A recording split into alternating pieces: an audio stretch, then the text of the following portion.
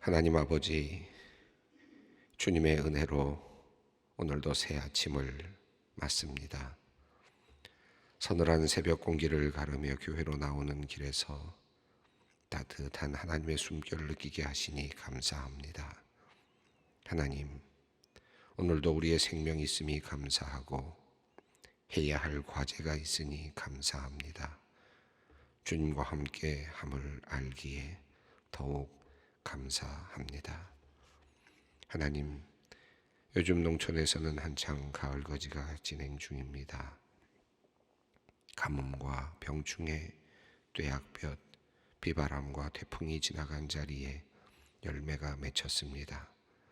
저절로 쉽게 맺힌 열매가 아님을 압니다. 때마다 생명을 잃을 만한 고비가 있었습니다만 그 모든 고비들을 이겨내고 결국 열매가 열렸습니다. 사랑의 주님, 우리의 삶도 이와 같기를 소망합니다. 숨이 쉬어지지 않을 만큼 답답하고 모든 것을 두고 도망가고 싶을 만큼 절망적이었던 시간들이 그저 우리의 삶을 갉아먹는 고통의 시간만이 아니었음을 깨닫게 하여 주시옵소서. 긴 터널 같은 어둡고 외로운 시간을 지나 삶을 돌아봤을 때 하나님이 맺게 하신 삶의 열매들을 발견하게 하시기를 원합니다. 그리하여 주님께서 허락하신 그 열매들을 추수하며 그동안 흘린 눈물과 땀이 위로를 받는 은혜를 내려 주시옵소서. 하나님, 지금 한창 씨를 뿌리며 삶을 가꾸고 있는 이들을 위해 기도합니다.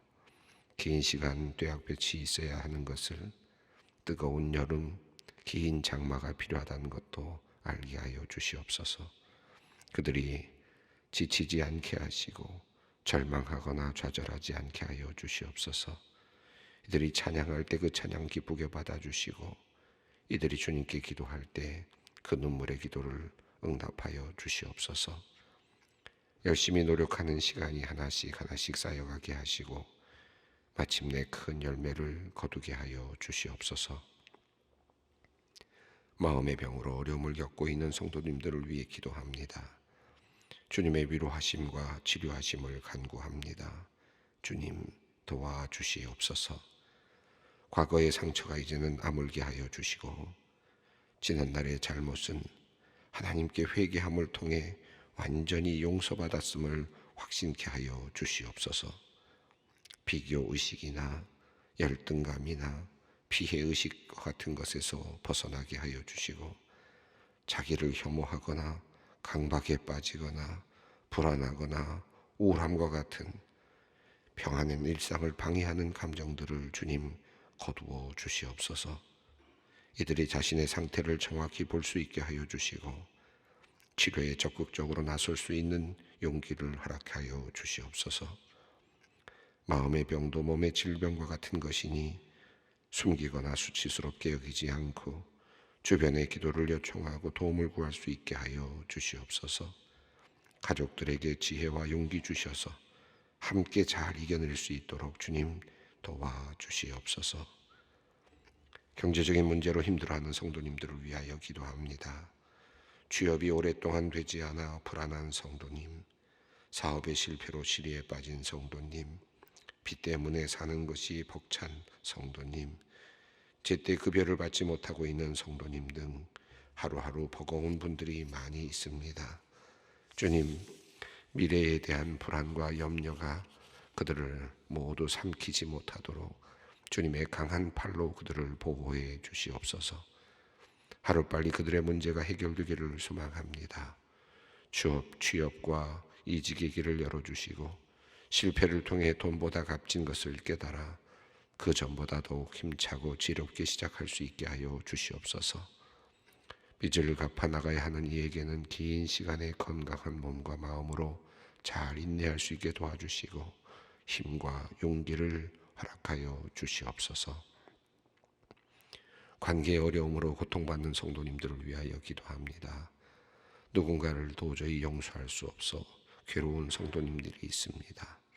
가족이나 친구 혹은 동료에 대한 심한 배신감과 분노를 해결하지 못하고 힘들어하는 이들이 있습니다. 하나님, 성령의 바람으로 뜨겁게 달아오는 미움의 감정을 식혀주시기를 원합니다. 관계의 회복을 위해 노력하는 이들을 주님께서 불쌍히 여겨 주시옵소서. 하나님과 우리 사이에 막힌 담을 허무신 그 주님의 평화가 우리 가운데 있게 하옵소서. 마음과 마음이 통하는 귀한 은혜를 허락하여 주시옵소서. 오늘도 병상에서 주님께 기도하는 이들, 갇힌 곳에서 주님의 이름을 부르는 이들, 노동의 현장에서 힘들게 일하는 이들, 수능을 준비하는 이들, 아기를 갖기 위해 노력하며 기도하는 이들이 있습니다.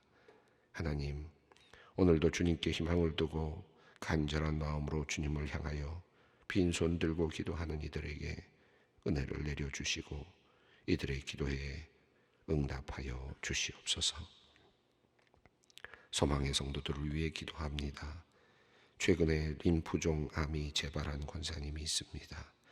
이전 치료 과정에서 호전되어 희망을 가졌는데 암이 재발했다는 소식 듣고 마음이 한없이 약해집니다. 주님께서 불안한 마음 붙잡아 주시고 치료의 손길로 임하여 주시옵소서.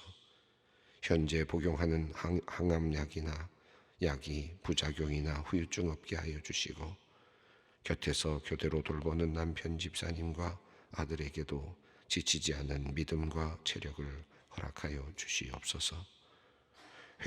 횡격막에 전이된 악성 종양으로 고통받는 권사님을 위해 기도합니다.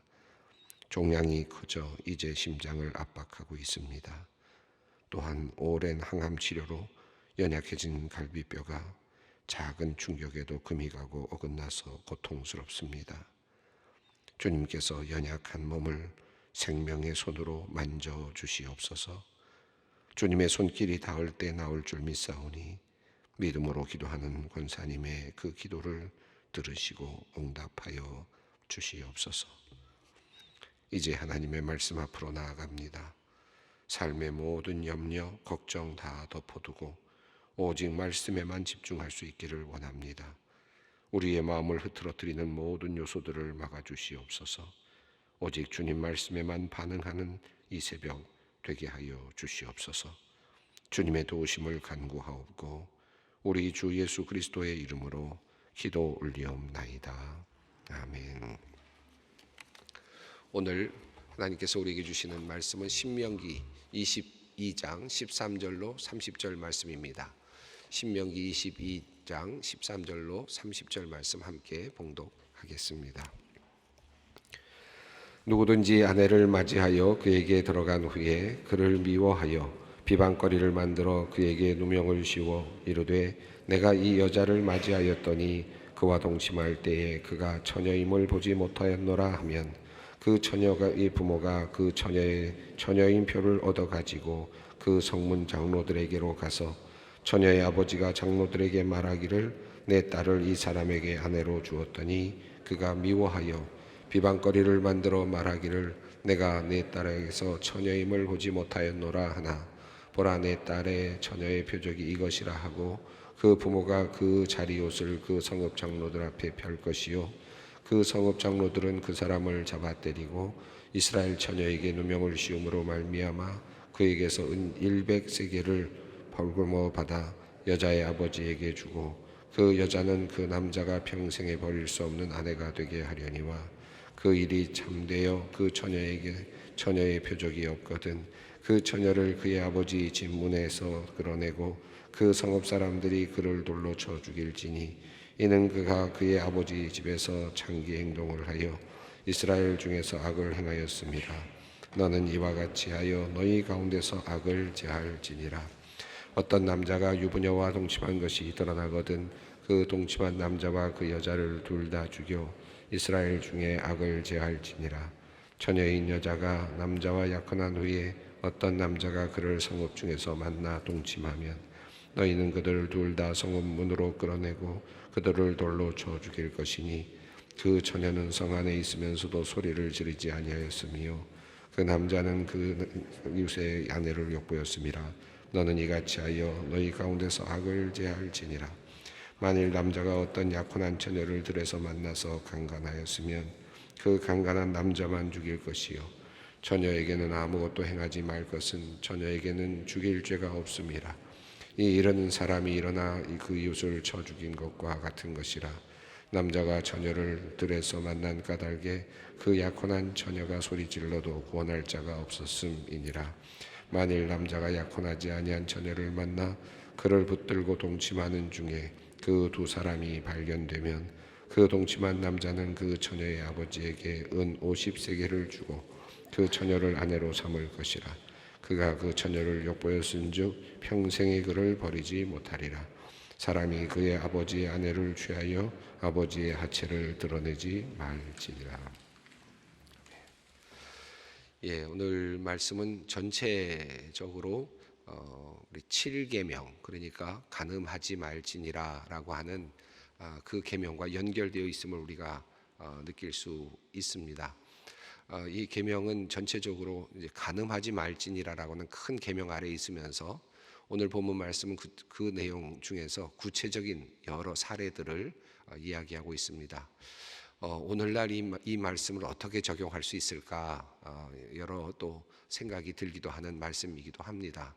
이 말씀대로라면 정말 살아남기 어렵겠다라는 생각이 들기도 하는, 오늘날 같아서는 정말 살아남을 수가 없겠다라는 생각이 들 만큼 참 준엄한 그런 말씀이 이 말씀 안에 있기도 합니다. 오늘 이 말씀 하나씩 살펴보겠는데요. 특별히 이 결혼의 문제, 특별히 하나님께서 인간을 아담과 하와로 만드실 때 남자와 여자로 만드신 이후부터 고대 수천 년 올라가도 수백 년을 올라가도 이 남자와 여자의 문제는 계속되는 큰 문제이기도 했습니다. 바르게 잘 사용될 수 있었고 한편으로는 그 문제 때문에 큰 여러 어려움이 생겨나기도 했고, 이 문제 때문에 남자와 여자의 문제 때문에 살인도 일어나고 전쟁도 일어나고 수많은 일들이 일어났던 것을 우리는 역사 속에서도 알고 있습니다. 이게 참 하나님께서 주신 큰 선물이면서 동시에 인간을 불행하게 만들 수도 있는 그런 가능성이 아주 높은, 역사가 그것을 증명하고 있는 것이 바로 이 남자와 여자의 문제라고 할 수 있겠습니다. 자, 이 문제에 대해서 하나님께서 어떤 규범을 주셨는가? 특별히 오늘 이 본문은 그 당시 고대 시대라고 하는 당시의 시대의 상황을 좀 더 깊이 생각해 볼 필요가 있습니다. 하나님께서 이 말씀을 주실 때마다 이 말씀이 영원히 그곳에서 이 지켜져야 되는 이 말씀이라기보다는 그 시대와 또 그 장소 여기에 맞춰서 하나님께서 그들에게 주시는 그런 의미도 담겨 있을 때가 꽤 있습니다. 그래서 그것을 이해할 때는 또 오늘로 다시 풀어서 그 의미와 뜻을 다시 한번 찾아봐야 되는 그런 해석의 틀이 필요할 때도 꽤 많이 있습니다. 오늘 본문도 그런 의미에서 구약의 말씀이기 때문에 또 잘 해석해야 될 그런 필요가 있는 본문이라고 할 수 있겠습니다. 우선 성경이 어떻게 이야기하고 있는지, 당시 이스라엘 백성들, 특별히 약속의 땅에 들어가서 이제 차지할 그곳에서 살아야 되는 삶의 규범으로서 주시는 하나님의 명령, 남자와 여자의 문제, 어떻게 또 결혼의 문제, 성의 문제, 이것을 어떻게 해결하기를 원하셨는지 그 전체적인 그 틀을 한번 먼저 살펴보겠습니다. 오늘 본문은 크게 7가지 사례를 설명하고 있습니다. 그 한 가지 한 가지 사례를 살펴보도록 하겠습니다. 우선 13절, 14절 말씀을 읽겠습니다. 누구든지 아내를 맞이하여 그에게 들어간 후에 그를 미워하여 비방거리를 만들어 그에게 누명을 씌워 이르되 내가 이 여자를 맞이하였더니 그와 동침할 때에 그가 처녀임을 보지 못하였노라 하면, 이 정착해서 들어갔을 때의 이야기이고 앞으로 일어날 일이지만 아마 이미 오래전부터 일어나고 있었던 일이라고도 할 수 있겠습니다. 남자와 여자의 그 결혼의 문제에서 지금 결혼이 이루어지는 과정과 관련이 있죠.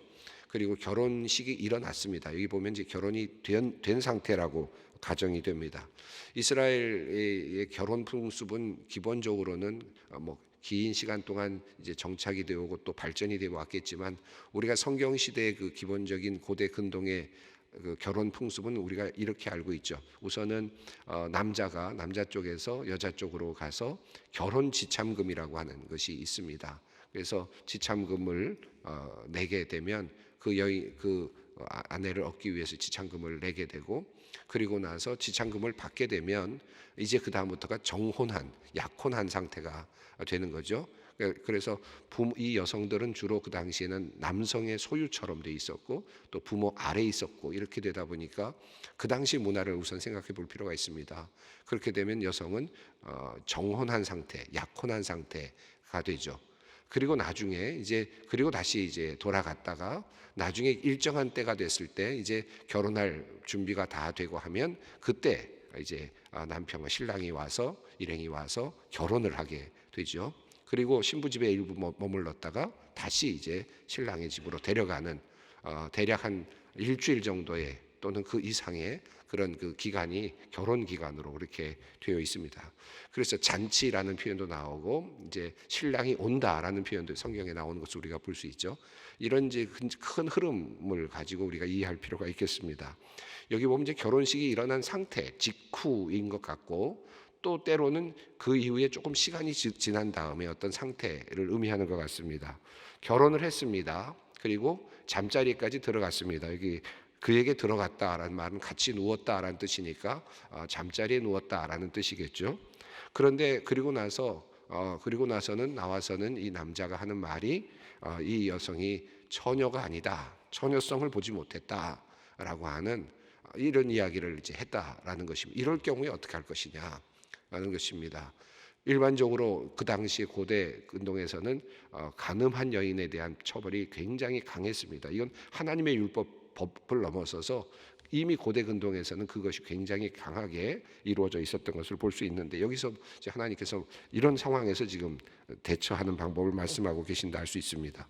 자, 처녀성을 보지 못했다라고 말했을 때, 그랬을 때 어떻게 되느냐? 15절 말씀입니다. 그 처녀의 부모가 그 처녀의 처녀인 표를 얻어가지고 그 성문 장로들에게로 가서, 여기서 처녀인 표를 가지고 간다는 말은 아마 그 첫날 밤에 일어나는 어떤 그 출혈이라고 할 수 있겠죠. 이런 것들을 이제 가지고 간다라는 의미로 우선 1차적으로 이해할 수 있을 것 같습니다. 또 어떤 경우가 있었느냐 하면 13, 14, 15절의 그 흐름 속에서 주석가들은 이런 이야기도 합니다. 시간이 지난 다음에 이 여인이 이런 처녀성을 발견하지 못했다라고 말하는 것은 내가 결혼한 다음에 그 전에 아이를 가진 것 같다라고 이렇게 또 하는 이런 이야기, 이런 또 모함을 받을 때의 경우까지도 포함된다라고 주석가들이 얘기하기도 합니다. 그럴 때에는 그 여인의 부모 집에서 그 여인이 결혼하기 전에 했던 출혈, 마지막 그러니까 월경 출혈이겠죠. 그런 출혈의 표를 갖고 있다가 그것을 증명으로 내야 된다라는 것까지를 포함한다는 말이라고 이렇게 해석하기도 합니다. 어쨌든 이 출혈의 표를 가지고 이제 증거를 삼으라는 것입니다. 그리고는 사람들 앞에 나가서 말하라는 것인데요. 재판이죠. 이것은 재판의 과정일 것입니다. 16절, 17절을 읽습니다. 처녀의 아버지가 장로들에게 말하기를 내 딸을 이 사람에게 아내로 주었더니 그가 미워하여 비방거리를 만들어 말하기를 내가 내 딸에게서 처녀임을 보지 못하였노라 하나 보라 내 딸의 처녀의 표적이 이것이라 하고 그 부모가 그 자리옷을 그 성읍 장로들 앞에 펼 것이요 라고 되어 있습니다. 자, 그러니까 증거물을 보여주라라고 하는 것이죠. 자리옷을 그 자리에 있었던 것을 보여주라라고 하는 것입니다. 자, 그렇게 돼서 증거가 있을 경우에는 어떻게 하느냐? 18, 19절을 읽습니다. 그 성읍 장로들은 그 사람을 잡아 때리고 이스라엘 처녀에게 누명을 씌움으로 말미암아 그에게서 은 100세겔을 벌금으로 받아 여자의 아버지에게 주고 그 여자는 그 남자가 평생에 버릴 수 없는 아내가 되게 하려니와. 이렇게 지금 해결책이 나와 있습니다. 이럴 경우에 그 장로들은 그 사람을 벌을 주고 또 벌금도 매긴다. 그런데 그 벌금은 그 아버지, 처녀의 아버지, 여인의 아버지에게 주는데 100세겔을 주라라고 되어 있습니다. 이제 좀 이따 우리가 살펴보겠지만 정상적인 어떤 그 결혼의 과정에서 50세겔을 주라는 표현이 나오는데 여기서 100세겔이니까 2배에 해당되는 굉장히 과중한 그런 벌금에 해당되는 돈을 주어야 된다라는 것입니다. 여기서 100세겔은 그가 이미 주었던 결혼 지참금에 플러스해서 거기다 더해서 또 100세겔을 또 주어야 된다라고 하는 그런 의미이겠습니다. 자, 그리고 그 다음입니다. 20절, 21절 두 번째 케이스가 나오는데요. 함께 읽어보겠습니다. 그 일이 참되어 그 처녀에게 처녀의 표적이 없거든 그 처녀를 그의 아버지 집 문에서 끌어내고 그 성읍 사람들이 그를 돌로 쳐 죽일지니 이는 그가 그의 아버지 집에서 창기 행동을 하여 이스라엘 중에서 악을 행하였음이라. 너는 이와 같이 하여 너희 가운데서 악을 제할지니라. 그 표적이 없거든 그때는 끌어내서 창기와 같이 생활했다라고 가정하고 그것을 판단으로 그렇게 하는 것이죠. 그래서 그를 끌어내서 돌로 쳐서 죽이라. 악을 제하라 라고 그렇게 말씀하고 있습니다. 글쎄 이 말씀을 읽으면서 오늘과 같은 의학도 발전하고 또 여러 가지 이 또 인식도 많이 발전하고 달라진 이 상황 속에서 이 말씀을 우리가 어떻게 이해해야 될까, 또 하나님의 모습을 어떻게 이해해야 될까 참 여러 가지 생각들을 하게 되기도 합니다. 그러나 이 말씀을 조금 더 은혜롭게 해석할 수는 있을 것 같습니다. 당시에 좀 전에 앞서 말씀드렸습니다만 이 고대 근동에서는 이런 방식으로, 그러니까 그 여인이 결혼한 다음에 그 여인이 처녀성이 없다라는 것을 가지고 굉장히 많은 그런 그 문제들이 많이 발생했다라고 하는 것을 먼저 이해할 필요가 있습니다. 그러니까 결혼했지만 결국은 쫓겨나는 그런 일들이 많았고, 그리고 억울한 일을 당하는 일들이 참 많았다라고 하는 것을 먼저 염두에 둘 필요가 있습니다. 그렇다면 이 본문은 도리어 그와 같은 아주 복잡한 고대 근동의 상황 속에서 하나님께서는 도리어 그것을 좀 더 해결할 수 있는 길을 제시하고 또 그 뭔가 그 억울한 사람들을 구제할 수 있는 길을 제시하고 있다라고 이렇게 이해하는 것도 굉장히 좋은 하나의 우리가 볼 수 있는 하나의 방식이라고 생각합니다. 그러니까 뒤에 나오는 그런 표적이 없거든 그를 돌로 치라라고 하는 이 말씀은 이건 허용되는 것 같고 그렇게 하라고 강하게 요청하는 것처럼 보이지만 이미 그와 같은 일들이 일어나고 있었던 그 고대 근동의 상황 속에서 하나님께서는 그런 표적이 없을 때에만 그렇게 해라라고 말씀하심으로써 표적이 있을 경우는 절대로 그렇게 해서는 안 된다. 도리어 그런 억울한 일들은 바로잡아야 된다라고 하는 그와 같은 지금 명령을 주고 계신다. 이것이 이 전체적인 이야기의 흐름이다. 하나님의 의도성이다. 라고 하는 것을 우리가 좀 더 잘 이해할 필요가 있을 것 같습니다. 요즘같이 의학이 발전되고 또 많은 경험들이 축적된 상황에서는 이런 처녀성을 증명하는 이런 표라든가 이런 것들이 의미가 없다는 것도 많이 알려져 있지만 당시에는 이것만 가지고 판단하는 이런 상황 속에서 하나님께서는 이와 같은 법을 통해서 그래도 어려움 당하지 않도록 그런 사람들이 많이 이런 그 억울한 일을 당하지 않도록 하시려고는 하나님의 배려가 이 안에 있다는 것도 우리가 알 수 있습니다.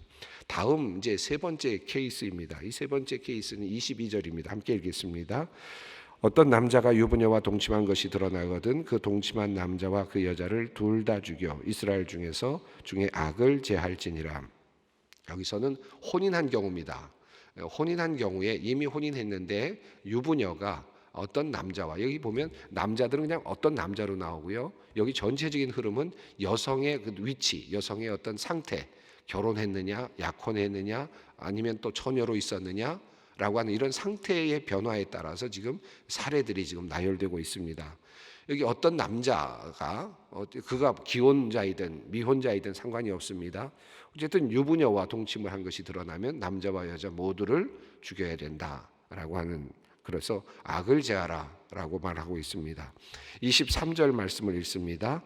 처녀인 여자가 남자와 약혼한 후에 어떤 남자가 그를 성읍 중에서 만나 동침하면 너희는 그들을 둘 다 성읍 문으로 끌어내고 그들을 돌로 쳐 죽일 것이니 그 처녀는 성 안에 있으면서도 소리를 지르지 아니하였으며 그 남자는 그 이웃의 아내를 욕보였음이라. 너는 이같이 하여 너희 가운데서 악을 제할지니라. 여기 보면 여기서는 이제 정혼한 약혼한 여자입니다. 여기 경우에 이런 경우에 남자가, 이 남자는 어떤 남자인지 기혼자인지 미혼자인지 알 수는 없지만 성읍 중에서 만나 동침을 했다는 겁니다. 함께 자리했다, 잠자리에 들었다는 것인데 그랬을 때 발각이 되면 그가 소리를 지르지 않았다. 여인이 소리를 지르지 않았을 때는 여인도 함께 죽여야 된다.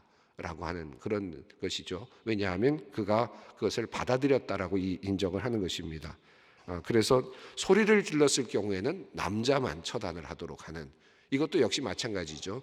억울한 일들을 당할 수 있는 상황 속에서 무조건 동침을 하거나 함께 있었으면 모두 다 죽여야 된다라고 하는 그런 큰 틀 안에서 움직이고 있는 곳에서 그래도 구제할 수 있는 길을 열어나가는 그런 의미로 볼 수 있겠습니다. 소리를 질렀을 경우에는 여인에게는 죄가 없다라는 그런 뜻이죠. 보디발의 아내, 그 요셉과 보디발의 아내 이야기 속에서 이 사례가 잘 드러나고 있죠. 보디발의 아내가 요셉을 이제 유혹하다가 결국 뿌리치고 옷가지를 벗어놓고 뛰어나가고 하는 그런 장면에서 그 여인이 그 다음에 소리를 지르는 장면이 나오죠. 소리를 지름으로써 내가 그런 일을 당할 뻔했다라고 하는 것을 증명합니다. 그리고는 이제 요셉을 모함을 하게 되는 그런 내용이 나오죠. 이 소리를 지르는 것이 여성에게는 구제책이 된다. 그러니까 여성이 어떤 어려움이 있을 때 소리를 질러야 된다. 그러면 그 여인은 구제받을 수 있다라고 하는 또 다른 하나의 해결책이라고 할 수 있겠습니다. 자, 이제 네 번째 이후에 다섯 번째 사례인데 25절부터 27절 말씀을 읽겠습니다. 만일 남자가 어떤 약혼한 처녀를 들에서 만나서 강간하였으면 그 강간한 남자만 죽일 것이요 처녀에게는 아무것도 행하지 말 것은 처녀에게는 죽일 죄가 없음이라. 이 일은 사람이 일어나 그 이웃을 쳐 죽인 것과 같은 것이라. 남자가 처녀를 들에서 만난 까닭에 그 약혼한 처녀가 소리질러도 구원할 자가 없었음이니라. 자, 이 약혼한 경우에 그런데 들에서 이런 일을 만났을 때, 아무도 없는 곳에서 만났을 때 그 여인은 무죄다라는, 왜? 소리를 질러도 들을 사람이 없기 때문에. 여기도 구제책입니다.